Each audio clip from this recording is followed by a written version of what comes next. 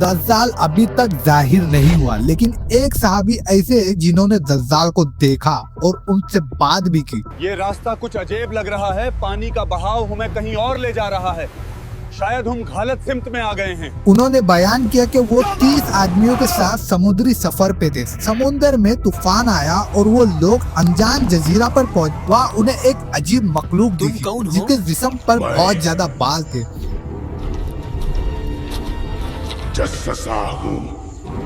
जब वो लोग उनके करीब गए, उनसे बातचीत की तो उसने कहा मैं जसासा हूँ। उसने कहा एक आदमी एक जगह बंधा हुआ है और वो तुम्हें कुछ बताएगा। एक आदमी वहाँ बंधा हुआ है, वो तुम्हें कुछ बताएगा।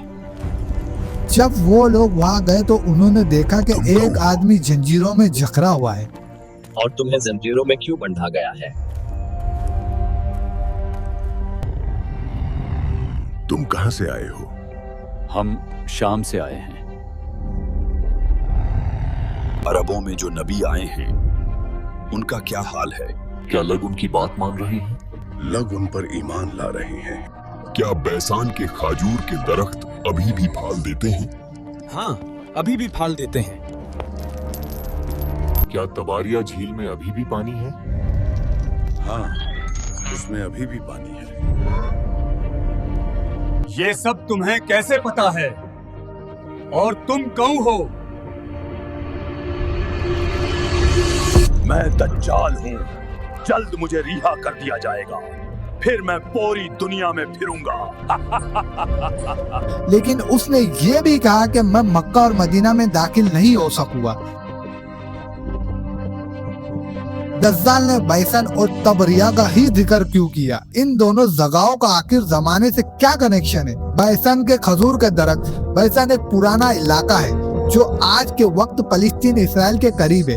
हदीस में आता है कि दज्जाल ने पूछा कि बैसन के खजूर के दरख्त अभी फल देते हैं? उल्मा कहते हैं जब वो फल देना बंद कर देंगे तो ये आखिरी जमाने की एक निशानी हो सकती है। इसलिए दज्जाल दुनिया की हालत चेक कर रहा था कि वक्त करीब है या नहीं। दज्जाल ने दूसरा सवाल किया, क्या तबारिया झील में अभी भी पानी है? तबारिया भी फलस्तीन के करीब एक मशहूर झील है। कुछ रिवायत में आता है कि आखिर जमाने में याजूज माजूज इतना पानी पी लेंगे कि वो झील का पानी खत्म हो जाएगा। इसीलिए दज्जाल ने पूछा था कि क्या अभी भी पानी है या नहीं। सबसे इम्पोर्टेंट सवाल ये था, अरबों में जो नबी आए हैं उनका क्या हाल है? जब उन्हें पता चला कि नबी आ चुके हैं, लोग ईमान ला रहे, तो उसने कहा अब वक्त करीब है कि मुझे रिहा किया जाएगा। हदीस में आता है कि दज्जाल का फितना इंसानी तारीख में सबसे बड़ा फितना होगा। दज्जाल की शकल और सूरत भी हदीस में बयान की गई है। दज्जाल एक जवान आदमी होगा, उसके जिस्म मोटा होगा और कद लंबा होगा। उसकी एक आंख खराब होगी जो फूली हुई अंगूर की तरह होगी। उसकी पेशानी चौड़ी होगी और उसके दोनों आंखों के दरमियान काफिर लिखा होगा जिसे हर मोमिन पढ़ लेगा, भले वो पढ़ना जानता हो या ना जानता हो। उसके जिस्म पर घने बाल होंगे और बाल घुंघरालू होंगे। दज्जाल एक बड़े गधे पे सवार होगा जिसके कानों के दरमियान 40 हाथ का फासला होगा। दज्जाल के ज़हूर से पहले दुनिया में सख्त कहत पड़ेगी। 3 साल तक बारिश कम होती जाएगी। पहले साल एक हिस्सा बारिश रुक जाएगी, दूसरे साल 2 हिस्से की बारिश रुक जाएगी, तीसरे साल बिल्कुल बारिश नहीं होगी। जमीन पर कोई शब्द चीज नहीं उगेगी। लोग भूख और तंगदस्ती में मुब्तला हो जाएंगे। इस हालात में दज्जाल मशरिक की तरफ से पहन या कुरासन के इलाके से जाहिर होगा। दज्जाल 40 दिन तक दुनिया में रहेगा। एक दिन एक साल जैसा होगा, एक दिन एक महीने जैसा होगा, एक दिन एक हफ्ते जैसा होगा और बाकी दिन आम दिनों जैसे होंगे। दज्जाल पूरी दुनिया का सफर कर लेगा लेकिन मक्का और मदीना में दाखिल नहीं हो सकेगा।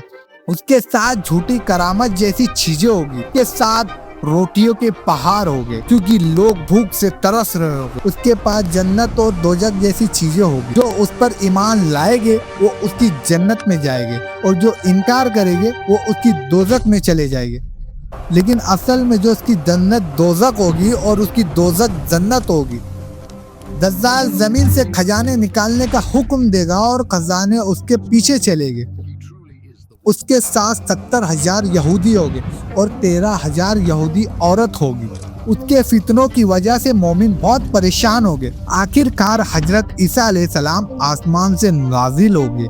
वो दमस्को के जामे मस्जिद मशरिकी मीनार पर उतरेंगे। जब दज्जाल को ये पता चलेगा तो वो उनकी खुशबू से पिघलने लगेगा। फिर वो लश्कर उसका पीछा करेगा और हजरत ईसा अलैहिस्सलाम दज्जाल को बाबे लूत की मकाम पर कत्ल कर देंगे। अल्लाह अकबर। इस तरह दुनिया का सबसे बड़ा फितना खत्म हो जाएगा।